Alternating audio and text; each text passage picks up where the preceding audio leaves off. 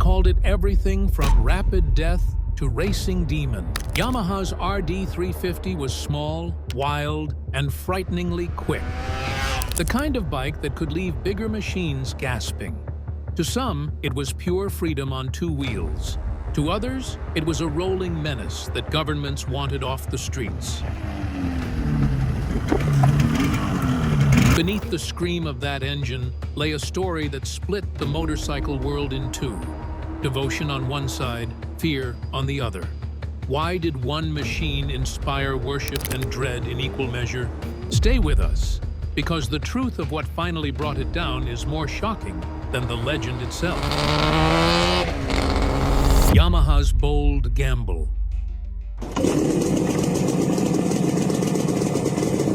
What happens when a company decides to take everything it learned from the racetrack and hand it over to the everyday rider? That was the bold question Yamaha asked in the late 1960s. At the time, Yamaha was not yet the global force we recognize today. It was still climbing, still trying to prove that it belonged beside the giants of Europe and America. On racetracks, however, the tide was shifting. Yamaha had discovered the raw and almost untamed strength of the two-stroke engine. For its size, nothing else produced such explosive power. But here was the dilemma.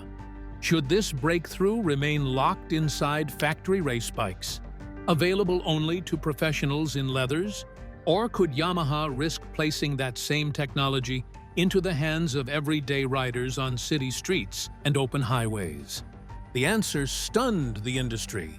Yamaha chose to share its racetrack secrets with the public.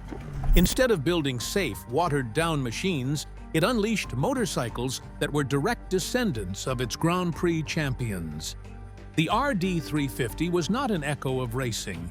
It carried the bloodline of racing itself. For the first time, ordinary riders could feel what it was like to control a machine born for competition. Every bolt, every cylinder, carried the DNA of Yamaha's victories. This was more than transportation. It was an invitation to live the dream of speed without ever leaving the road. And the truth behind it? The RD350 was never meant to play it safe. It was Yamaha's way of proving that racing glory could live in the hands of anyone daring enough to ride. Small engine, shocking power. Few riders in the 1970s were prepared for what Yamaha had unleashed. The RD350 displacement measured only 347 cubic centimeters, hardly the size of a monster engine. Yet when riders twisted the throttle, it revealed why it gained such a shocking reputation. At its core sat a two-stroke parallel twin that revved high and delivered a sudden rush of power so fierce it felt as if the machine had a mind of its own. Unlike earlier two-strokes that were unpredictable, this one came with reed valve induction. That meant smoother delivery in normal riding and a sharper response when the revs climbed. Yamaha's engineers also fitted their automatic lubrication system, removing the messy task of mixing oil with gasoline and giving reliability even at high speeds. Add to that a 6-speed gearbox, which kept the engine within its sweet spot, and you had performance that exceeded nearly everything in its class. Stopping power mattered too, and the RD350 carried a front disc brake, something uncommon in the early 1970s. Competitors struggled to match that edge. The shocking truth is that this bike weighed not much more than an ordinary commuter, but it accelerated like machines twice its size. Riders who had grown used to heavy four-strokes suddenly found themselves holding onto what felt like a lightning bolt, forged in steel and gasoline.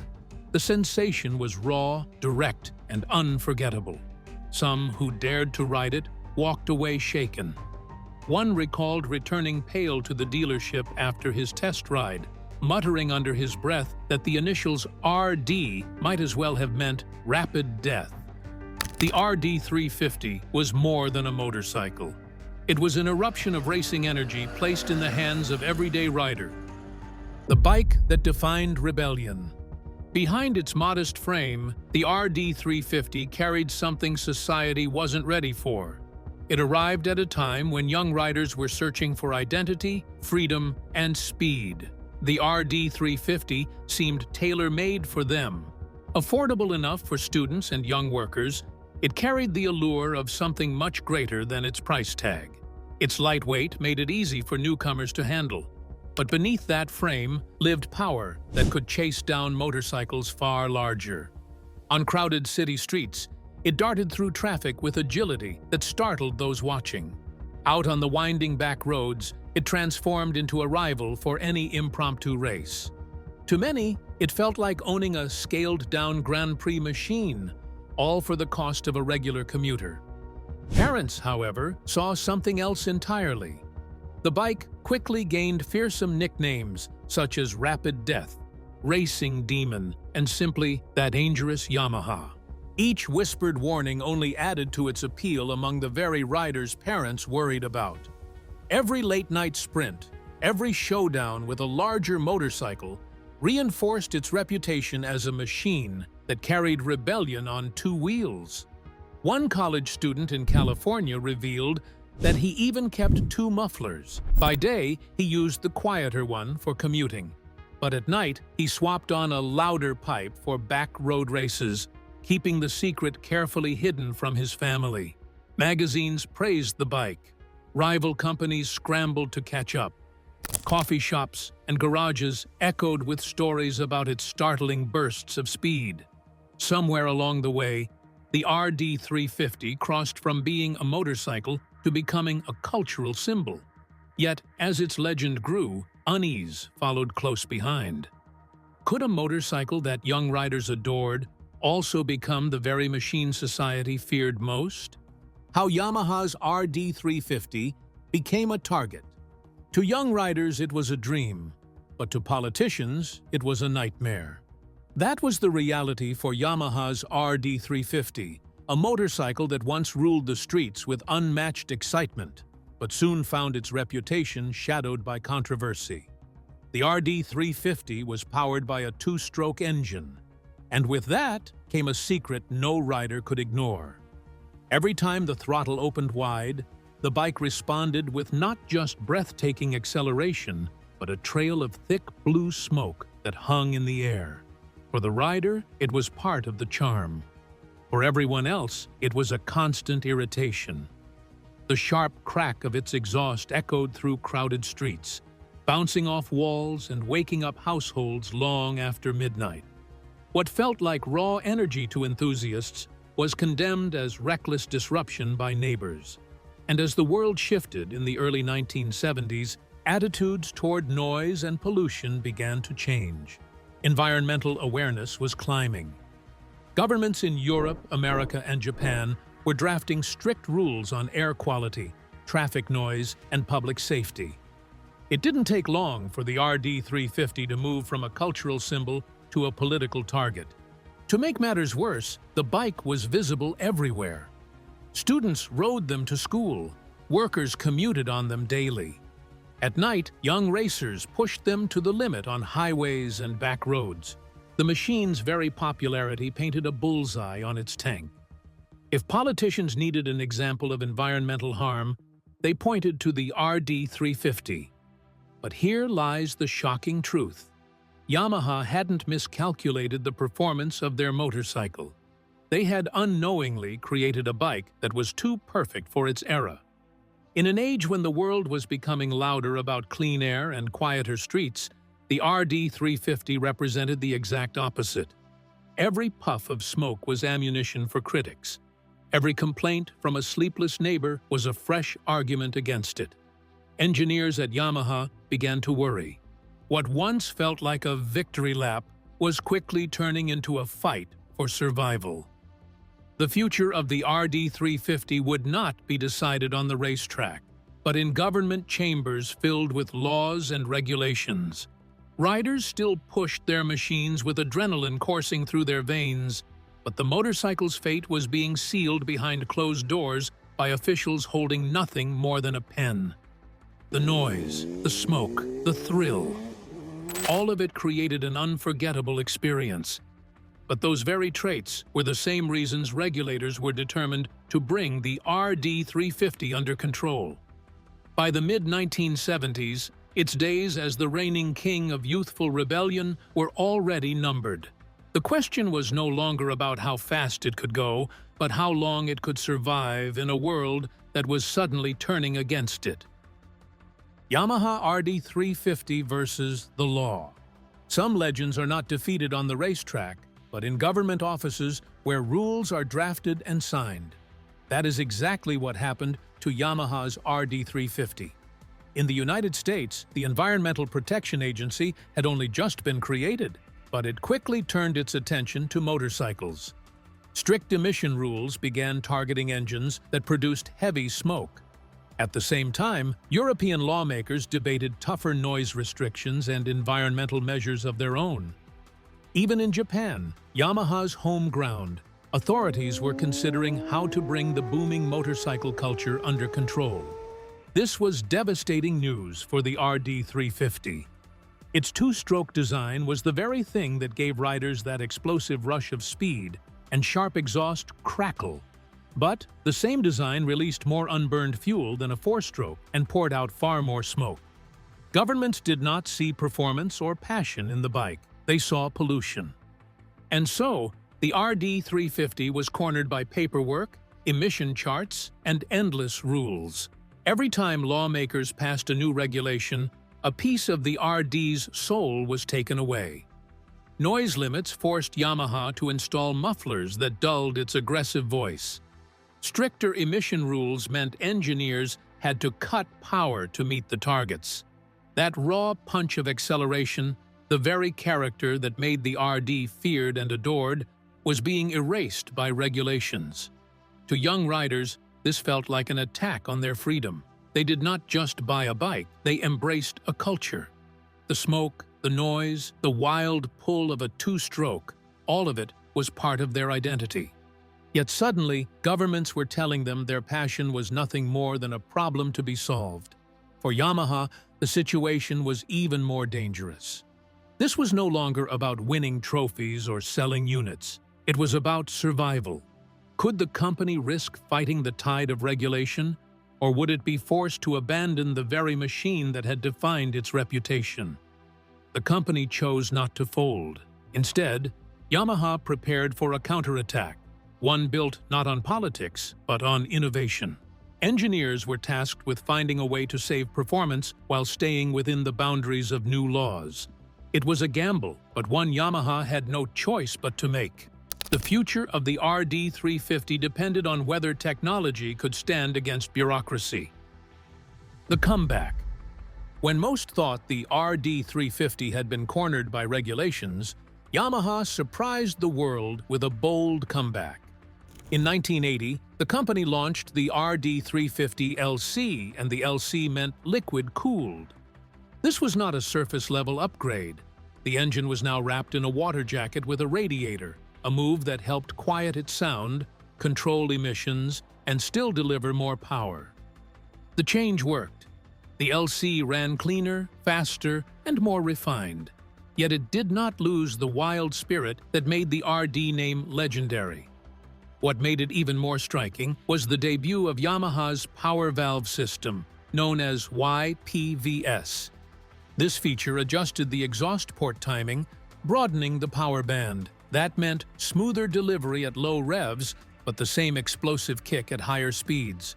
Riders who had once wrestled with the violent surge of the older RD found this machine easier to control while still thrilling to ride. This reinvention was not only about mechanics, it was a message from Yamaha. The company was showing regulators, rivals, and loyal fans that it would not let the two-stroke heritage fade without a fight. Instead of abandoning the platform, Yamaha aimed to outsmart the growing web of rules through clever engineering. For a moment, it seemed to work. The RD350 LC won over the press, drew admiration from riders, and even gained respect from skeptics who had doubted whether two-strokes had any future at all. But the victory was short-lived. While Yamaha had created a masterpiece of innovation, the tide of regulation kept closing in. No matter how advanced the design became, stricter laws continued to chip away at the survival of the two-stroke king. And the question grew louder: could even Yamaha's best ideas truly outpace bureaucracy? From street king to underground legend, it is strange how a machine can go from being celebrated to being silenced almost overnight. By the early 1980s, no amount of innovation could shield the RD350 from the storm of political and environmental change. In the United States, strict emission laws choked its strongest versions out of the market. Europe followed with equally harsh rules, and even in regions where enforcement was slow, the tides were turning. The United Kingdom introduced a sweeping regulation for learner riders, limiting them to motorcycles with no more than 125 cubic centimeters. That single change made the RD350 unreachable for new riders. Imagine being a young motorcyclist at the time, hearing about this machine that roared like nothing else, only to learn you could not even get licensed to ride it. Riders faced a difficult choice. Four-stroke engines were smoother, quieter, and advertised as the responsible option for a new decade. On the other hand, the RD350LC still carried unmatched performance. Enthusiasts worshipped it, but lawmakers saw it as a threat. Dealers found themselves struggling, forced to sell watered-down versions that stripped away the bike's soul. Would you buy a legend, knowing its wings had been clipped? By the mid-1980s, Yamaha's once fearsome street king had slipped from the company's spotlight. What had been a proud spearhead now looked like a fading echo of rebellion. For riders who remembered its glory days, the decline was bitter. The RD was not defeated by rival motorcycles, but by regulations stacked against it. Yamaha responded by shifting to four-stroke sport bikes, chasing an image that governments could accept. But here lies the shocking truth. The RD350 did not vanish. It transformed. It became an outlaw. Banned in its most powerful form, it carried a new identity, one forged in back alleys and underground garages. The same restrictions that buried it in official markets breathed life into its second chapter. Across countries, the RD became more than a motorcycle. It was a statement. Riders hunted down second-hand models, often tucked away in classifieds, or traded quietly among enthusiasts. They rejected the heavy, quieter four-strokes and embraced the raw defiance of the RD. Can you imagine the rush of knowing your machine was not just fast, but forbidden? Its outlaw image only grew sharper. Networks formed in secret, where parts were exchanged and exhausts modified to keep the twins alive. To governments, these were noisy nuisances. To riders, they were forbidden fruit. Every puff of smoke was a challenge to authority. Some bragged about slipping past noise checkpoints under cover of dawn. Others pushed their luck against police patrols. The more governments tried to erase it, the stronger its reputation became. In Madrid, a group of friends turned their weekends into acts of rebellion. They stripped their RDs of lights and mirrors, raced them through mountain passes, then rebuilt them by Monday to pass as legal. Their passion was proof of the machine's unbreakable spirit. The RD350 had been forced into exile, but in exile it found power. It no longer ruled the sales charts, yet it ruled the imagination of those unwilling to settle. It was speed with defiance. It was freedom that could not be legislated away. And as the West turned its back, another country was preparing to embrace this two-stroke outlaw in a way the world had never seen. Yamaha's two-stroke finds a new home. In 1983, India became the unexpected savior of a fading legend. That year, Yamaha entered into a partnership with India's Escorts Group, and together they created the Rajdoot 350. It was essentially the RD350 reborn, the same screaming two-stroke twin, but now in a country where most motorcycles were small machines built for daily commuting. For Indian riders, this was nothing short of a revolution. At a time when motorcycles in India were expected to be practical and reliable, the Rajdoot 350 was a complete departure from the norm. It was fast, loud, and demanding. For a market used to modest commuter bikes, its arrival felt almost unreal. Riders who wanted more than just transportation suddenly had a machine that promised adrenaline and prestige. But why did this particular bike strike such a chord in India? Part of the answer was exclusivity. The Rajdoot 350 was expensive compared to local motorcycles, and that price tag gave it a special status. Young professionals, thrill seekers, and enthusiasts bought it not just for speed, but to stand out in crowded city streets. On highways, it proved unstoppable, leaving smaller bikes behind with ease. Within cities, its presence created an instant legend. Communities quickly formed around it. Riders gathered to share modifications, tune their bikes, and trade experiences in the same way American and European riders once had with the original RD. What was fading elsewhere suddenly became the beating heart of a new generation of motorcyclists. Even decades later, the Rajdoot 350 remains a symbol in Indian motorcycling culture. Collectors still search for them, restoring rusty frames back to their former glory. Vintage rallies bring these machines roaring back to life, and younger riders dream of uncovering one hidden in a garage or barn. What many in the West had lost, India held on to tightly. The RD's DNA, under the Rajdoot badge, found a second home where its spirit continued to thrive. But Yamaha was not finished with the idea. What if the legend refused to die, even in markets where it was being restricted? While the original RD350 was disappearing in some places, Yamaha pressed forward with new models. The RD350LC and later the RZ350 carried the same two-stroke spirit, but with updated engineering. These successors featured liquid cooling to manage heat and the Yamaha power valve system for smooth power delivery. Riders described them as more refined, with broader performance and slightly better compliance with emissions. They were not as raw, but they still carried the bite that made the RD name so electrifying. On racetracks, the RD bloodline continued to dominate. Privateers and club racers loved the machines for their lightweight design and easy tunability. Even as governments tightened restrictions, these bikes carved their place at track days and in championships. Yet, despite the improvements, many admitted something had been lost. The violent surge of acceleration, the outlaw reputation, and the pure wildness of the original RD350 could not truly be recreated. The new models were better in almost every measurable way, but they felt like echoes of something untamed. Speed at a price. Every thrill on two wheels comes with a cost, and with Yamaha's RD350, the price revealed itself in ways that many riders did not expect. On the surface, it was a machine of speed and freedom, but beneath the excitement, the hidden bill grew heavier with time. Two-stroke engines were never gentle on their riders. Spark plugs often fouled, pistons wore out quickly, and maintenance became a constant part of ownership. Many enthusiasts admitted they spent almost as much time in garages as they did on the open road. As production slowed, parts became harder to find, and second-hand components sold for inflated prices.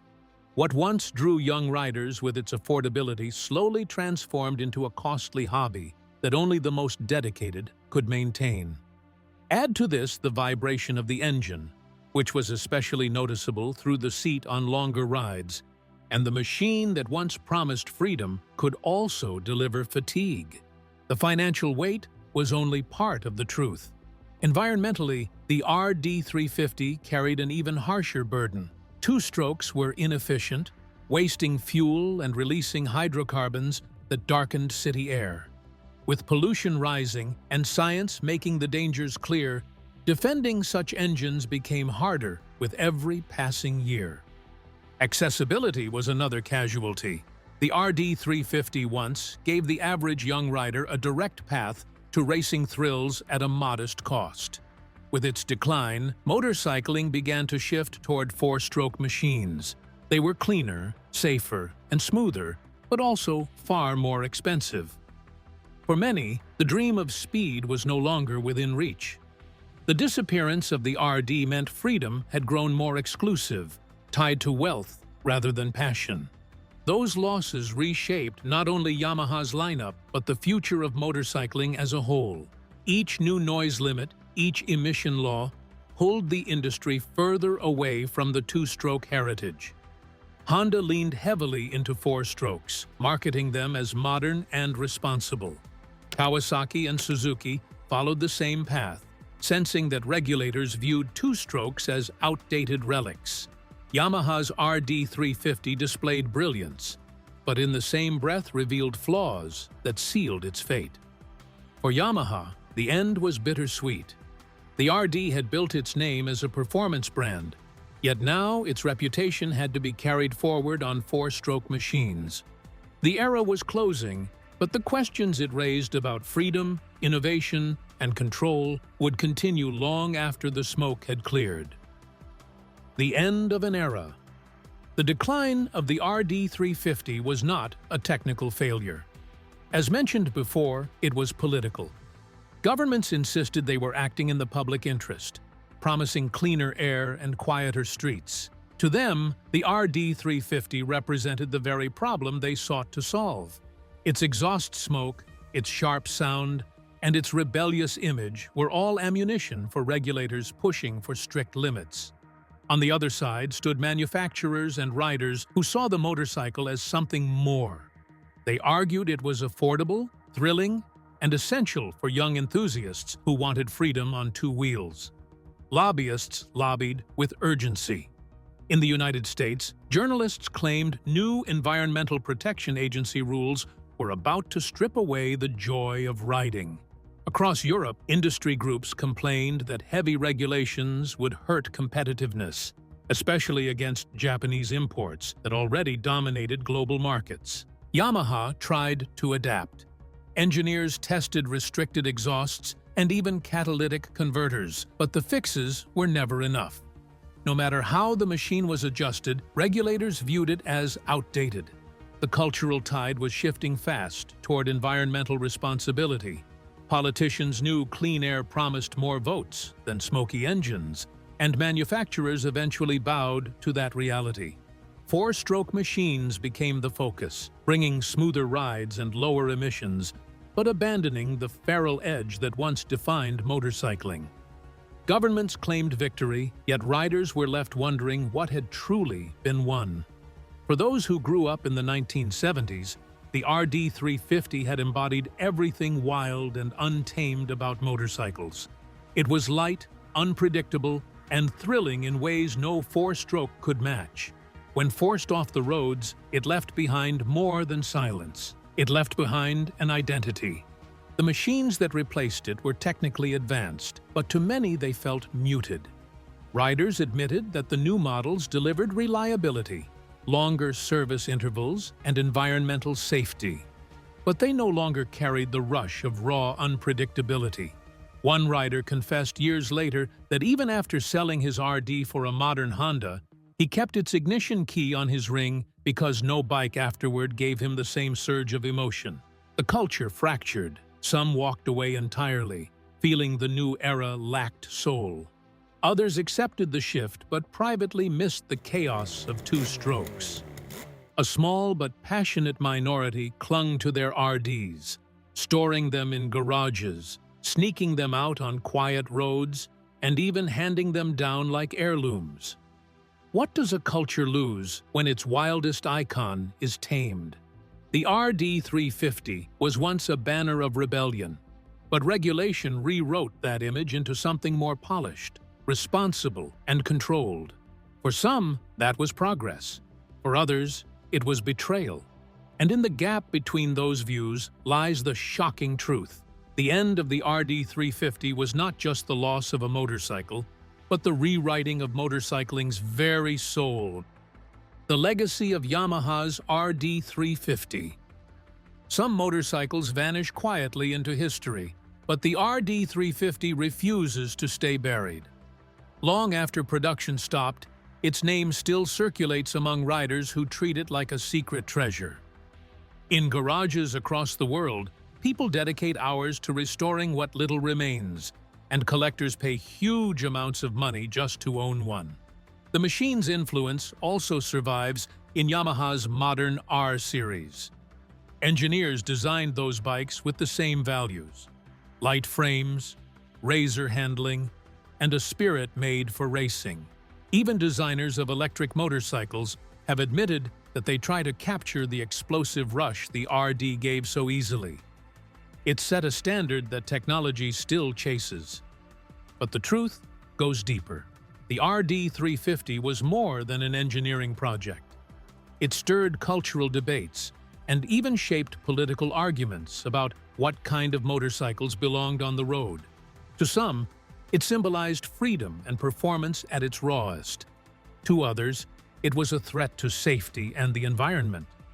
Its disappearance from showrooms was not only the end of a bike, it was proof that regulation had the power to silence an icon. Yet, despite that silence, its presence never faded. Anyone who rides a machine that promises speed and unpredictability is, in some way, chasing the ghost of the RD 350. It is the kind of ghost that refuses to rest, shaping every design that follows, and haunting every rider who wonders if modern motorcycles will ever feel the same. The shocking truth is this: the RD 350 did not truly die. It transformed into legend, echoing through every corner of motorcycling. And if you enjoyed this journey into its legacy, remember to like this video and subscribe to the channel. Thank you for watching. See you in the next video.